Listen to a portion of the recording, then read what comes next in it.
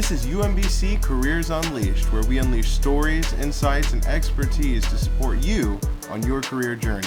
Let's dive in.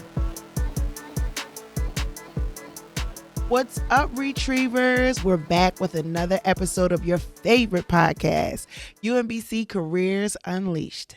And today, we have got a treat for the people. This is really what everybody wanted, right? They want to know, they don't want to hear from me. They want to hear from the person who is on the other side of their application, on the other side reviewing their resume. So today, we've got a recruiter in the building, y'all, from none other than Rowe Price. I'm going to introduce her and then ask her a few questions about herself, but we've got Ashley Bell in the house. Say, hey, Ashley. Hey. So I'm really excited for this conversation. I've got a chance to get to know you a little bit over, like, intermittently. I feel like I know you, but I know you. Yeah. And then I sent a request to you on LinkedIn. I was like, oh, Yeah. they ain't actually friends Yeah. now. You know, I'm like, she's on Oriole State. Okay, she's at the baseball field. Yeah. I'm like, all in your life. I feel like, what do you think about LinkedIn? This is like totally off the cuff, but like, I feel like, does LinkedIn get you? Like, is it like, because it's social media, it's kind of curated. So is it like, this is me from 9 to 5? Like, what is it? What's LinkedIn's personality to you? I think LinkedIn helps to see you kind of like on the paper. Okay. So obviously people know my title, like they know my role, but they don't know maybe to the extent of what I do, things that I do. So like when I'm engaging with universities, they get to see like me in full scope, like, oh, this is what she does as a campus relationship manager, or like, this is how she's like promoting recruiting tips and things like that. So it helps to kind of like really paint the picture for like who you are as an individual and like your day-to-day job. I got you. All right. So here on the pod, Okay. all right, the pod, isn't that what the kids are doing now? We like to open up our episodes with a career controversy. Okay.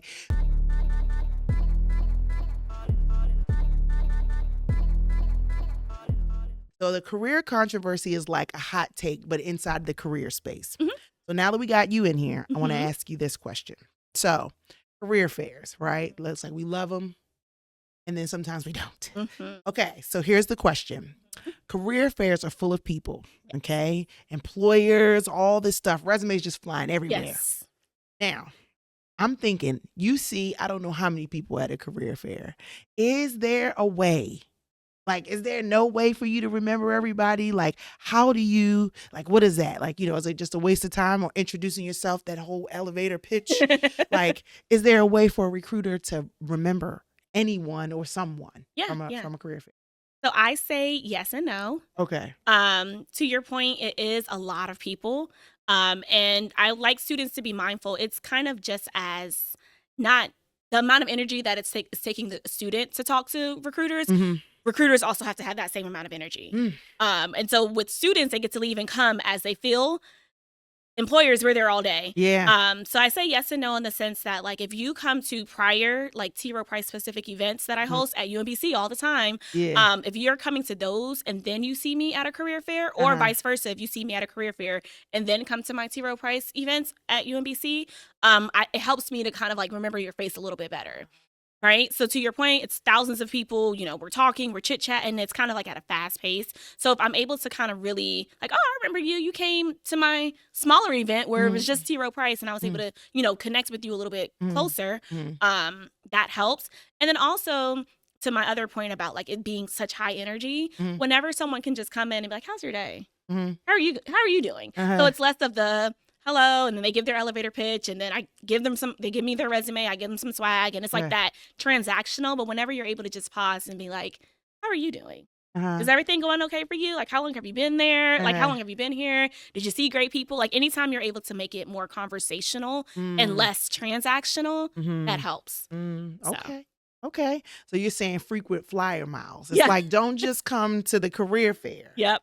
But like pop around other times to be see. more consistent. That helps. That makes a world of a difference. And then engage with the person. Okay, because that was real diplomatic. You know, we like to keep it, you know, hot on the career controversy. You said yes and no. Yes and no.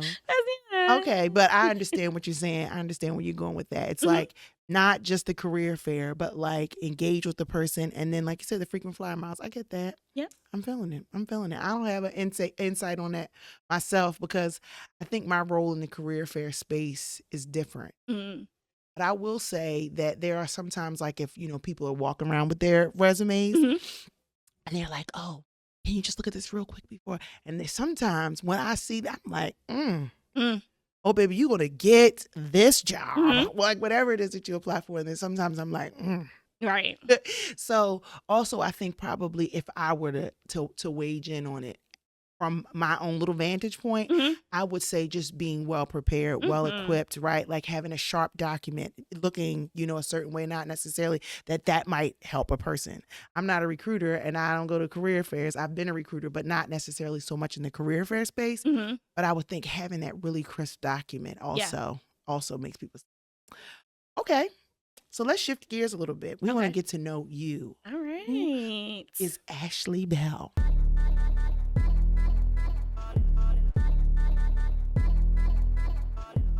All right. Okay, so tell me a little bit, like, where are you from? What's your educational background? Did you always know that you wanted to work in HR? Like, just give us a little bit about yourself. Yep. So Ashley Bell, early talent senior recruiter and campus relationship manager. Essentially what that means is like my role is hybrid in the sense that 75% of me is just engaging with college campuses, doing career fairs, resume reviews, interview workshops, tech talks, financial modeling, boot camps, things of that nature. And then the other 25% of me is like actually doing the recruiting, giving out offers for internships and rotational programs for early talent. Mm-hmm. I've been at T Rowe for 9 years. Woo! Which, shocker. Right, because you said senior. Like, don't forget that senior. But so it's funny because I've been at T Rowe for 9 years. I been in this role for about 3 years. Okay. So prior to that, I was in like a variety of different spaces. But fun fact, I actually started at T Rowe as an intern. Wow. Yep. So whenever I see my interns come in, I'm like, been there, done that. I know what you're feeling. I know, how you're, with the uncomfortable senses of being like in corporate America and everything so polished. Been there, done that. So I'm able to kind of relate to my students in a way where it's like, I know exactly how you're feeling because I've done the same thing. Mm-hmm. But that was 9 years ago. Mm-hmm. I went to the University of South Florida. Okay. I am a Floridian, born and raised. And I actually relocated to Maryland for Rowe Price. Wow. Yep.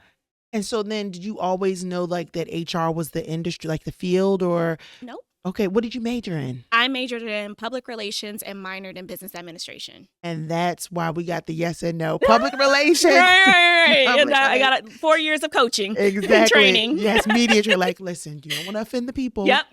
I got you. So tell me, like, I know you said that you started as an intern, but like, what's your favorite thing about your job? I think so. 2 things. Okay.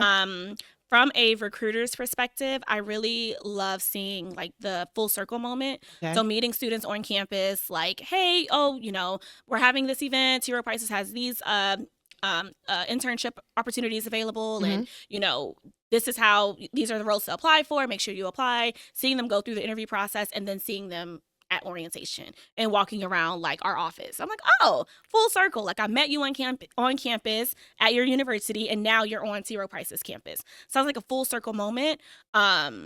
And then the second part is anytime I'm hosting like a resume review or interview workshop or any kind of session that I'm hosting, and students come to me either via LinkedIn or the next time they see me on campus, they're like, hey, what you said really resonated. Like you mentioned doing this, and this, I did it, and now I was able to get my next internship. Whether it was with Rowe Price or someone else, just knowing that like it's resonating with students and it's connecting them and it's helping them. I always tell students like it's a corporate muscle, right? So like you don't know what you don't know. So the more you do things and the more that you're putting yourself in spaces and places to exercise that muscle, the more familiar you'll get with it. So those are like my highlights. Yeah. And you know what? To be honest, I had the opportunity to see you like live in action at one of your workshops. And that kind of was like what laid the foundation. Because typically I'm like, okay, well, what do talk to the person about? We need to have a pre-conversation so that we can figure out. I said, oh, I know exactly what, right? Because you were dropping gems in that workshop. So, okay. Now we're just going to get into it, right? Because these are the things that listen, and the way you were like, listen, we don't want to see all that. Yep. You know what? You cut straight to it. Mm-hmm. So I want you to like give it to us today the same way. Okay. So from your perspective, like what makes an application like really stick out or stand out from your perspective as a recruiter?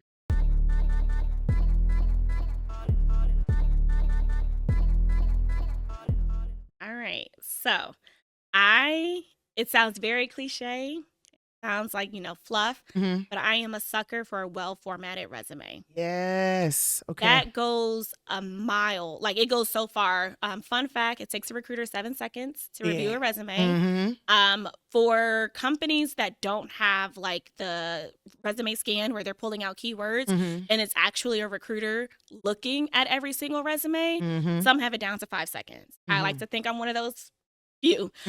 So it takes me like just as soon as I'm going through every single resume, I'm skimming them, right? I'm just trying to see the keywords, key phrases, making sure everything's formatted well. What's your graduation date? What school do you go to? What's your major? If I can identify that really quickly, that helps, right? So for students who like to do the razzle dazzle and they like to add color or they like to put bold letters or like that doesn't really help. Because my eye is trained to read things in a certain format. And there's a whole like study on how recruiters scan resumes. Yeah. And so if your eye is trained to read it a certain way, anytime that I'm going through it as, just if I have 200 applicants and I have like 35 roles that I need to fill, I'm moving a little fast, right? Right. Just to at least get the initial, screens and things like that. So if I'm looking for a certain format and your format isn't the way I'm used to seeing it, it throws me off. Yeah. So now I'm like, oof, okay, now I have to orient my eyes. So I think that is like the initial kind of like helping you with the yes, no, maybe pile. Obviously, once I have all my yeses, I'll go back in and go through like with a finer tooth comb and kind of look for those things. But initially, that well-formatted resume that the Career Center provides for you as like that template, you guys do a great job with providing that template of like, this is how you should format. That's what I look for. And you know what? We coach students, or at least I can speak for myself. I try to have them put the most important information in the first 3/4 of the first page. If you can have it one page, great. As you get longer, in the career journey, it might go over one page. But that first, like the most important information that qualifies them. So it's like, okay, for a student, it's your education. That's like one of your main credentials. Like, okay, bachelor's degree, boom. Okay. Then what are your key skills? What are the things that, your strengths are or whatever? And then any work that you've done or any like experience or exposure that you have that's applicable directly to the job. And if, let's say, for example, you work at Starbucks right now, I usually try to have students like put that relevant experience and then additional experience so that you can strategically move maybe something that's not as applicable down the page. Does that help? Yeah. Okay. I think, and also too, to your point, like sometimes people like, to your point about like working at Starbucks, I feel like there's still transferable skills, right? So you being able to kind of like meet with customers' needs, right? Customer satisfaction. Anytime you're working in fast food, been there, done that, got my badge of honor. Where did you work at? I worked at Burger King. Oh, my first job was at Checkers. Yeah, I worked at Burger King. I worked in retail. I've had some of the oddest jobs, to be honest. But yeah, I worked at so anytime if you've been there, you understand like what that fast paced, like moving at a fast pace, so that all of that can translate if you write your bulleted statement properly, right? So all of those things, as far as like a soft skills perspective, still can show up in those roles, such as like being a barista at Starbucks, which I was also a barista at Barnes and Nobles, where we sold Starbucks products. Yeah. And you know what? See, and I feel like sometimes too, our students and people in general, like sometimes I have to also check myself that we don't think of the folks who are reviewing our resume as people, right? Like, and so we get so in this performative mode that it must be. And I'm not saying that we shouldn't. Yes, a document should be. But like, if you make a blunder in an interview or you need to think about something because they ask you a question, like all that stuff. You just said you worked at Burger King and at Barnes and Nobles, right? Like, it's not like you've never, like you were cut out of this recruiter and immediately went straight into the role. Yep. Exactly. Okay, so let's skip down a little bit further into the recruitment process, right? So we've now applied. We now got the resume out there. It's out there in the world, right. The pre-employment world. So now, like on a pre-screening call or like that initial interview, and I know every company has a different process, but like what are the things that a recruiter is trying to hear from someone at that like initial first like engagement with them, either on the phone, virtually, or like their first interview? Like what is it that they're trying to learn?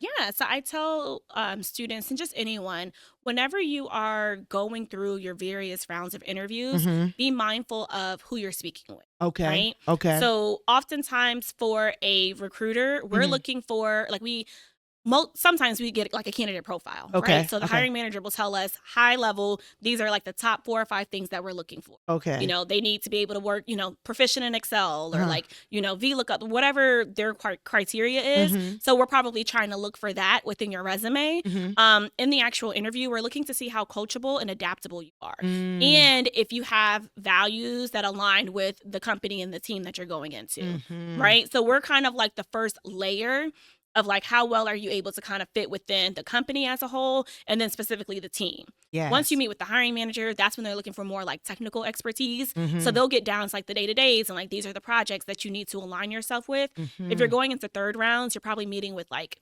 team members, people who are also on the team, and they're looking to see how well you can communicate, how much of a team player you are.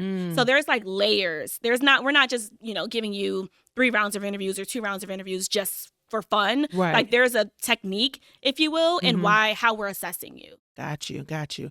And so that's like, you're kind of now sharing with us the structure, right? So, okay, so the recruiter gets and engages with first the hiring manager, and the hiring manager is saying, okay, this is what we need, right? And you don't need to go beyond that. Just are they meeting that minimum threshold? And then you get to decide whether or not now they go to that next round. Yep. And then the hiring manager, you're saying that they're looking for the technical abilities, right? So that's where kind of like that, I guess maybe the most preparation needs to go. And I don't want to say most preparation, but like that you need to bring your A game as far as what your knowledge base is. And then if there's a third, you're saying that's like your peers. Yeah. Like cultural fit, like how well would you mesh with this group? Can we communicate with you? That kind of thing. And I'll say too, oftentimes so if you think about it, like recruiters, we're not in the business, right? So we're not doing the day-to-days of someone who would be in that role. Okay. So we just know kind of like the skeleton figure of what it looks like, and then the hiring manager is kind of like putting in the pieces. The specialist. Yeah, so they're the ones to like, okay, the role requires this and this. How well does your work experience or leadership and development or whatever your experiences are, how well do they align to the actual day-to-day of the job? So that's kind of like the way I like to give people the analogy of like, we're just the skeleton figure. You're kind of putting in the meat, if you will. So let's say I interviewed, right? Because I'm, great job at interviewing. Yeah. Let's say I interviewed and I felt like I did a good job. I haven't heard anything.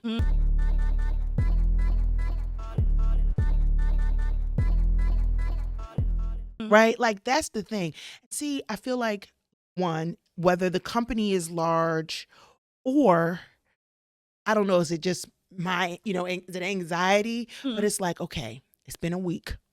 Like what is that standard time where it's like, okay, I feel like I did good, or maybe I didn't do as good as I thought I did. Like how do you re-engage with the company, a recruiter, or is the recruiter the right person after you had that interview?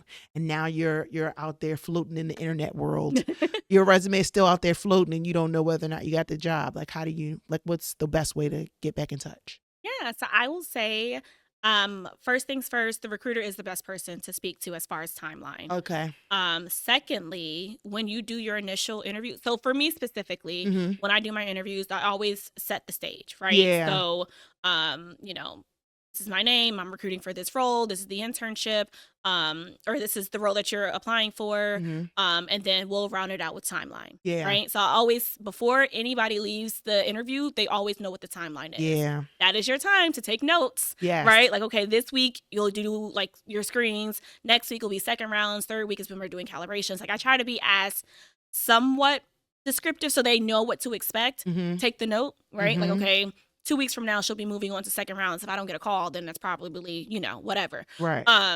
So even if every recruiter isn't the same, so before you get off your initial like interview with the recruiter, just ask for the timeline. Yeah. Like, hey, do you mind? Do you know what the next steps will be as far as like when I can hear something back? Yep. So at that point, take your note. Then of course you send your thank you email. I look forward to kind of hearing more from you in the 2 weeks that you mentioned. Right. Then 2 weeks go by and you haven't heard anything. Then you can kind of like loop it back in like, hey, I remember you said 2 weeks you'll be moving on to second rounds. I was just wondering if I'm still considered. So that way it's kind of like set up in a way where you're not just reaching out like, hey, I haven't heard anything. And it helps for at least from a recruiter's perspective, like, oh, at least they paid attention when I was giving them the timeline and they're following up in a way where like it makes sense versus like every 3 days, like I haven't heard anything. So just setting yourself up for success in the beginning when you have that interview, like, hey, do you mind telling me the next steps when I should be hearing something back? So that way you can kind of like continue to thread the needle, if you will, where it makes sense. Now, this is something that I really would want to know, right? Like, okay, so if the first round or the preliminary screen is with the recruiter, but I haven't necessarily gotten to the second round with like the person who's the hiring manager, do I send the follow-up thank you email to the recruiter, or do I wait for my second interview and then send it to the hiring manager, or do I do it every time? Every time. Right? So everyone has taken the time to interview you. Okay. You need to say thank you to every person that interviewed you. Okay. So it's usually, and it's just like, it's like courtesy. Yeah. Just like, hey, and it's always a great way for you to become top of mind again to whoever it was that recruited or who interviewed you. Right. So if you were having a conversation and I mentioned like, oh, I'm from Florida and, I'm going on vacation and go back home in a few weeks, so I'm trying to go through these screens for this week. So next week when I go on vacation, everything's fine. Send your thank you email. Hope you enjoy your vacation in Florida. Yep. It's like, oh. A little personal touch. Yeah. And at that point, obviously, you bring back to mind whatever you discussed. Like, my role, my previous experience doing X, Y, and Z can help prepare me. So now I'm like, oh, I may have had between when I interviewed you and where I am today, could have had like 5 or 6 other interviews. Right. So maybe you're not top of mind. Yeah. But when you send that thank you email, I'm like, oh, yeah, I do remember she said that. Yeah. So just to kind of make yourself more like relevant, but also don't do it to a point where it's like over communicative. Because that's like, a gem, though. No, right? Like the 9 paragraphs. Like nobody can read all that. Yeah. You know what? Let me tell you this. I have seen where I was in a hiring process for some folks for a role. And it got down to 2 great candidates. And what made the decision between who got the job and who didn't was that one candidate sent a thank you and the other one did not. You would be surprised how often it goes down to like the tiniest things. Even when it goes like back to resumes, right? So if one person, if it's really hard for me to kind of like, for instance, if it's like the day that you started school and you put to present, if I have to do the math, everyone doesn't technically graduate in 4 years, right? So I can't assume your graduation date is 4 years from when you started. Right. So it's like if little things like that, I'm like, okay. And especially if like both resumes are solid and I have to like, okay, I have to pick and choose, right? It's little things that can really take you to the next level. So, and we're not saying that to be, I know you're not saying that to like make people like griddle, like, oh, I have to be perfect. Oh, yeah, no. No, but this is just like the inside scoop because if you are armed well, like if they're armed well from the beginning, it's just those little things that can like push them over the edge. Okay. So now, we sent the follow-up email, right? I'm like, okay, I feel like I knocked that interview out of the park. Like, just call me Little Miss Rowe Price over here. Yeah. Then I like don't still hear, or maybe I get back news that's like not favorable. Okay. Like give me from, I guess, your perspective, like how you've seen, and I think I'm a great candidate, right? Like I'm a finance major or I'm a, computer science, whatever it is that I'm applying for. I think I'm a really great fit. And then after I have my interview, like what are some of the things that you can like, I guess, tips that you have for the person who doesn't get the internship?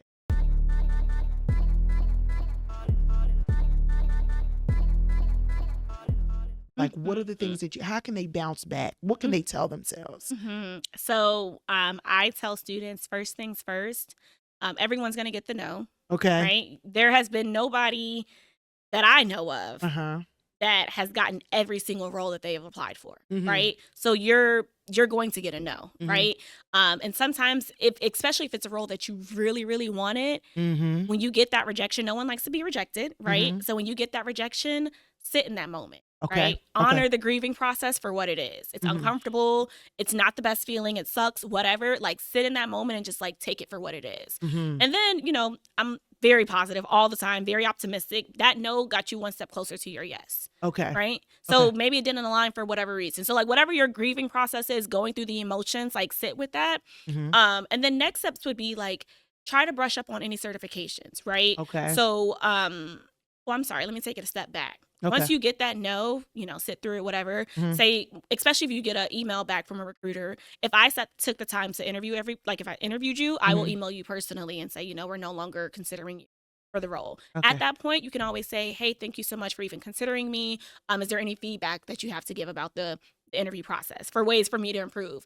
Anytime you're talking about self-improvement or, you know, self-awareness, right? Like, that goes a long way as far as a character trait. So you showing up and saying like, hey, it's unfortunate that I didn't get it, but for next time I would love to like see ways for me to improve. You're already a star in my book, right? Because you're taking the time to like, what's the way I can get like, you know, evolve to the next person.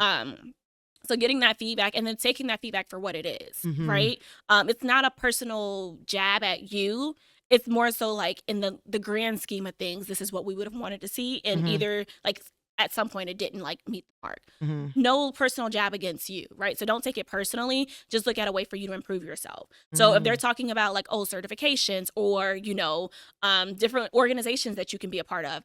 And to that point with organizations, that's an opportunity for you to network even more, right? So you get that no, they tell you your feedback, and then you use that time to meet with people like through a student organization or, you know, national organization or whatever, you know, club or organization that you're a part of. Network with someone in that role, right? And start hosting like shadow days or shadow sessions or like, so that way you can learn a little bit more about what that role requires specifically. So between the time that you got your no and the time you apply again, you're using that time effectively. So you're like, you know, I need to brush up on my coding, right? Or they're leveraging Python. I'm not the strongest in Python. Let me get a little bit better. You use that time to your advantage. So that way that no got you one step closer to your yes. I love that. I love that. And you know what? And I think probably too, because of the size of the company that you work for and the amount of programs and the amount of recruitment, like that you just are like, I don't know, in the hot part of it. Like, you know, sometimes companies, I feel like that maybe they are slower paced in their recruitment. You know, they don't necessarily have interns every summer. But I think what you're saying is applicable across all genres because you're doing it so much. It's like, look, you want to be more like you want to understand their culture. You want to understand the way that they speak. You want to understand the pace that they move at, right? And I mean, now tell me, this is me asking you, have you ever seen an application or name like year over year? So like that 1 year it was they got that no, and then you see the name come back again and you're like, oh, they paid attention. You know, like, and does that, like, do you feel like you're like, okay, now you like a firm yes? Multiple times. Multiple times. And it's so funny too. As soon as you mentioned it, I had 3 students pop up in my mind. So I mentioned I engage on college campuses. Yeah. So I joke with my team, like I'm the defense. Yeah. You know, so anytime like, well, we had someone and like they didn't get the offer or like, you know, whatever, I see them on campus, they're like, oh, hey, Ashley, like, you know, so I'm like, oh, you know, so it's kind of awkward because I know you really wanted it and I know we tried to help you, but it just didn't work out. Right. So one of the students, I interviewed her. She asked me for feedback right after like literally before we got off the call. She was like, hey, is there anything that you would have wanted to hear more about in my interview? And I was like, oh, I'm so happy you mentioned it. I was actually, when I was scanning your resume, there were these 2 points that really drew my eye to you, which is why I interviewed you. During the actual interview, you never mentioned. So I never got to see like the depth of that role or like what that experience looked like. So I can't really assess, your abilities to do the work in the internship, right? So for me, I'm like, you kept circling back to the same 2 or 3, 4, like those same 2, 3 scenarios. And I'm like, I wanted to hear more about that, and you missed it. Yeah. So that was unfortunate. And so when it came down to like, okay, who am I moving on to next rounds? She wasn't one of them. I saw her on campus, and she was like, oh, thank you so much. I took that feedback in, and I'm going to try again. Yeah. She tried again. She got the internship, and now she's getting a full-time offer. Wow. So it's just a matter of like, you're acknowledging ways for you to improve. You're taking that. And once again, it's not a personal jab to you, right? Like as much as I joke with my students all the time, I literally want everyone to get a job, right? Like I want you to do what you love. Right. So if I can't, so for me, I'm like, what can I do to make sure that you're understanding what the needs are of the interview and of the role, so that way you can be more prepared. But just taking that improvement, like, okay, I'll try again next time. And you know what? That 2 things that I heard while you were saying that. One, that's bold, right? Of the applicant in real time to ask for feedback, because now it's like, not to say the rejection, but if you hear something that's critical, it's like you're just right there faced with it. Like, oh, so that's bold, number 1. But 2, me, because I'm swaggy, right? I would have said, oh, well, let me tell you about that right now. And bounce right back in the moment. And maybe there's not time and space for that in every, if you, have things mapped out a certain way. But if that's what you were looking for, and I ask you for feedback in real time, then it does open up the door for me to course correct in real time. Exactly. So I might even, like try something like that. All right. We're talking about, of course, applying, and we're applying online, right? Then we're re-engaging again through email, right? Then we may have a virtual interview or a pre-screen, and then we're on our devices, right? So now our networking is like, okay, well, I met Ashley at the career fair or at one of the events on campus. And so they want to get in touch with you, and it's LinkedIn. And of course, they're seeing you at the Orioles games on the field with all the stars. Like, man, like this is why she didn't email me back, because she's all around the world. That little automatic email where it's like, I'm on a campus event. And I'm like, she really is not joking. She's all over Baltimore, everywhere. So then they say something to you on LinkedIn. Like, I know you can't respond to everybody. I know that. So what are the ways, if someone wanted to engage with a recruiter on social media, LinkedIn, whatever, like what is appropriate, what to expect? Like, what's the thing? Like, do I just go quiet? Do I need to be like liking all your posts? Like, what do I need to do? So it's I'm not going to say yes and no this time.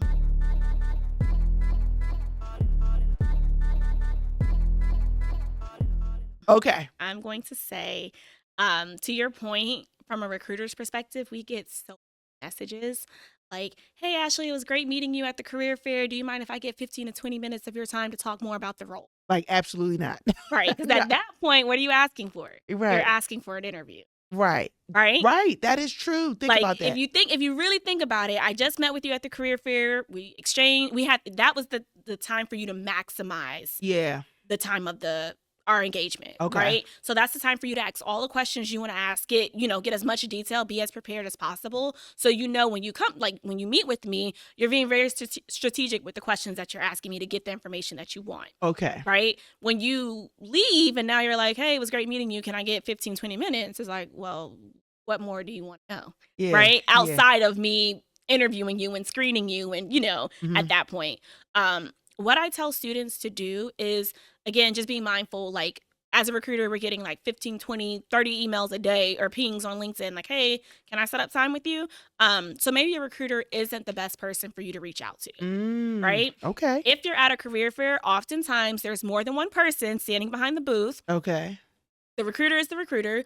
Talk to the associates, right? Oh. This is not their day-to-day. Okay. So this is their experience to like leave their desk. Yeah. Come out on campus, engage with college students, like get to know, tell you more about the role. Talk to them. because they don't get those messages every day like I do. Right? So they might be even more open to like, oh yeah, of course, I'll talk to you for 15, 20 minutes. This is not my day to day. Like this isn't part of my role. So it'll be cool just to like talk to a college student about what my job looks like or what the company looks like. So just being strategic on like, okay, Ashley, inbox is probably going crazy with like messages. She just attended the career fair. It was from like 11 to 4. So she's tired versus someone else.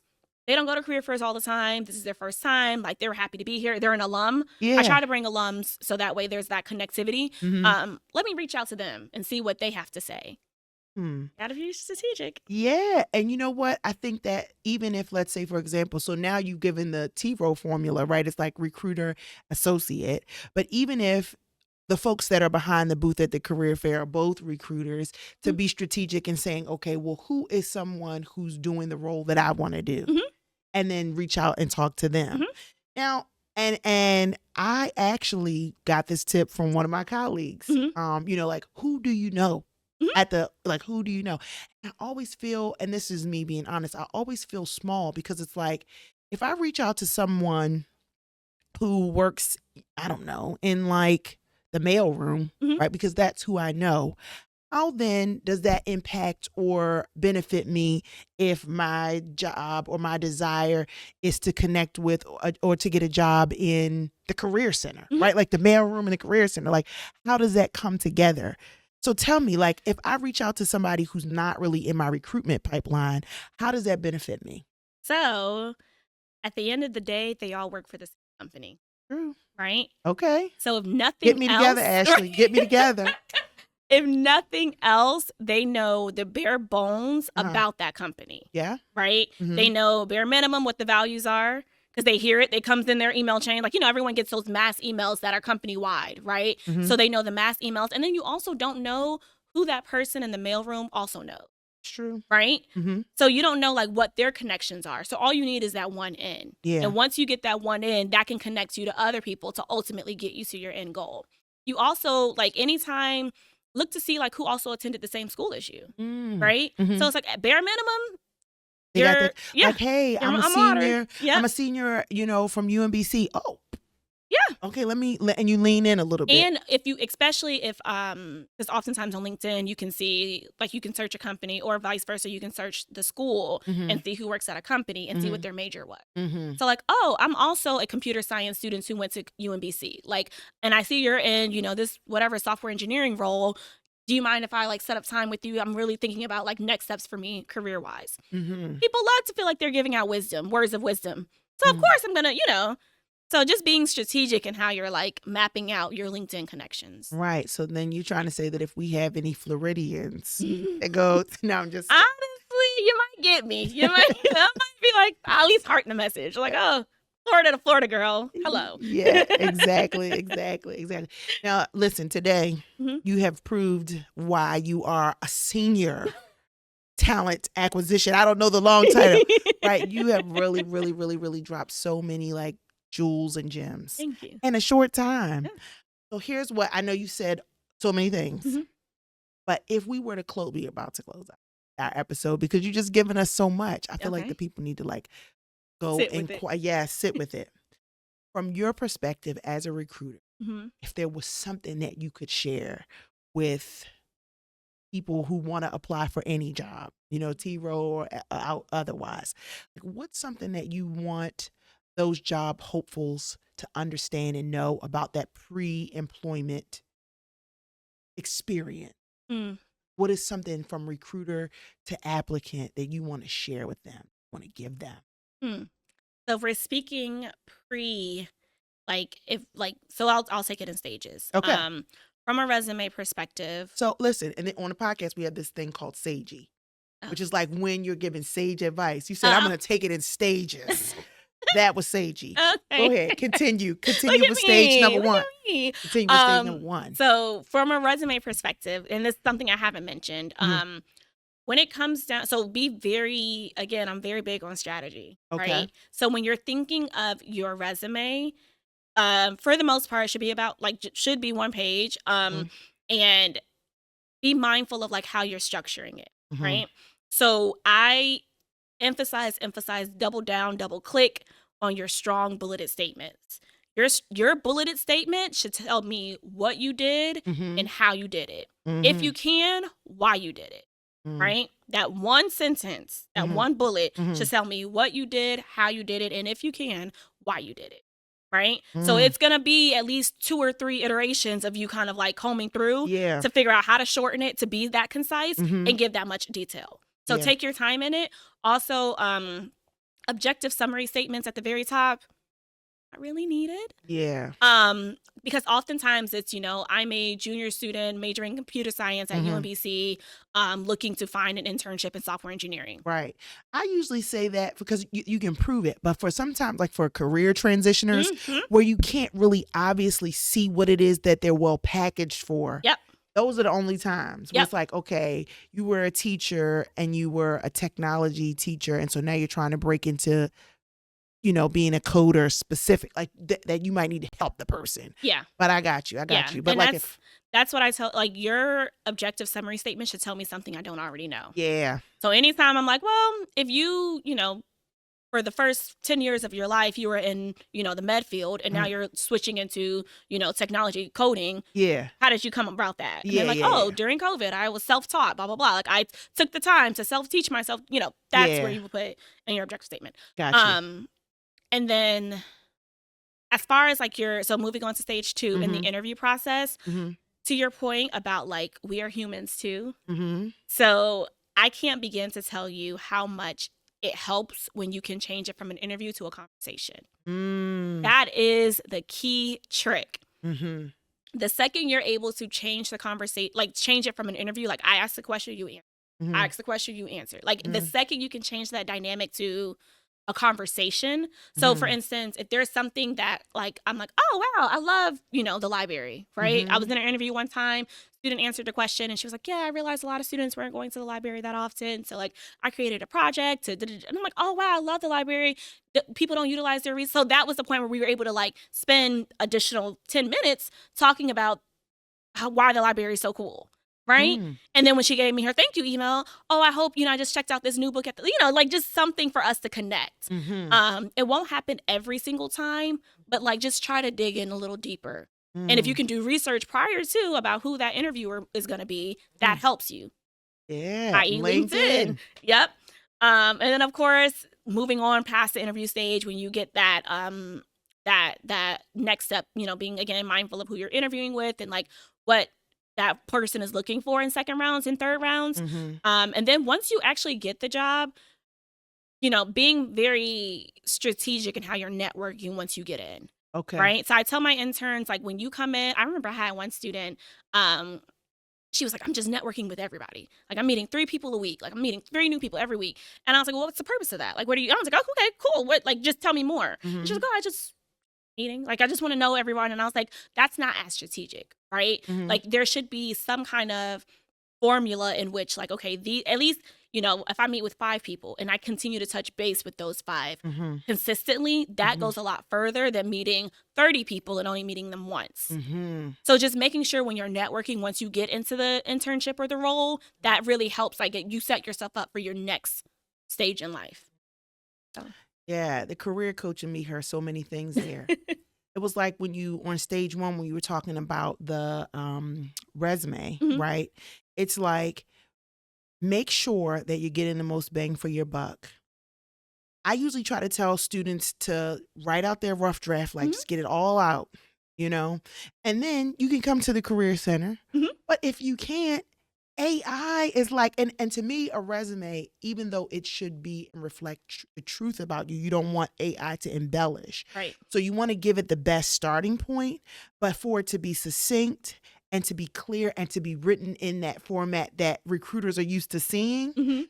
Like you can plug your stuff in there because they know that, okay, a bullet point is supposed to be what you did, how you did it, and and then what the last one is, why. And why. And sometimes I like to even put in what are the results, right? Like if you saved any money, or if you saved some time, or if you, whatever, right? And it knows that structure. So if you're just brain dumping in a bullet point, it might be long, but once you put it in an AI, it's going to put it in a format that is appealing, right? So I heard that in your first stage, which was like, use technology, like, or use your resources in that case to make your thing. And when you were talking about the person thing, I thought about, okay, but what about my, when you got to the interview part, I was like, what about my, my students, my people, my folks who are not conversationalists? And I was like, you know what? That's when you have to coach yourself up beforehand. You have to remind yourself that the person is just a person. If you can have a conversation with your sister, or you can talk to your mother, or you can, if you have a friend, right? Like, not to pretend that that person is your friend, but encourage you that this person is someone's brother or sister, someone's parent, someone's friend. And that because they are human, like that, you can encourage yourself to, like, put my feet flat on the ground and be present. Yes. Like, listening. What are they saying to me? If there's something that slips out and you have a connection, try to, like, slide in there, and do the best. And it doesn't have to be perfect. Right. If you're a little awkward, so what? At least you tried, So I heard that. And then your last point, when you were talking about being strategic, the first thing that popped to my mind, and I don't know who the person that originated the quote, but it was like, begin with the end in mind. As opposed to, like, aiming everywhere. Yeah. It's like, okay, but what is your goal? Like, and hitting that bullseye. And so, if, not to say that the person in the mailroom is not important, right? Because you said that before, but who can help me to maybe move the needle further in the direction that I want? And maybe the mail person, but that's not necessarily as close to the bullseye, right? And so thinking about that. So it's like, okay, I got my internship. I'm going to get my little backpack, and it's like, okay, I'm working in this department. And you're walking down the hallway and you're walking through your department and the names are on the door. Remember those names, or whatever the case may be, but, like, however you build your strategy. So I was hearing all those things. I'm like, oh, I'm going to tell my students this, tell my students that. So I want to say thank you so much for your time today, Ashley. You are a wealth of knowledge. Like, I just really want you to know that. And I think that was really what encouraged me to bring you into the space, because of course we have, partners and other folks, but I've got the opportunity to be in your space every single time. You moving quick now. Yeah, I do. You talk fast and you move fast, but it is always efficient. And so I really think that this is a great episode for our students and our audience, like, just to help them prepare for that, like, pre-employment and then that early post-employment, like, internship experience. So thank you so much. This is our episode. Peace out. Oh, and look, see, sometimes I make mistakes. We're going to put links in the chat. We always try to give them resources. I think that the resources folks should lean in today. One, of course, LinkedIn, that's easy. But we also have Retrievers Connect. That is a platform for networking just for your Retriever community. So we're going to link that down in the chat below. And also we can link in there the handshake link, because we need folks to plug into that space. You can make appointments virtually over Handshake. So we're going to link, and maybe some other things. There might be some other goodies in there that we link in the show notes. But oh yeah, of course, and T-Rowe, because we want you to be able to go. I don't know if there's a specific web page for your internships, or if we're going to do the page at large, but we're going to have some resource for folks who are interested in T-Rowe specifically. Definitely, for sure. There may be some other little goodies in there, but in your show notes, check out for Retrievers Connect, Handshake, and of course, Rowe Price. Peace out, y'all. Bye.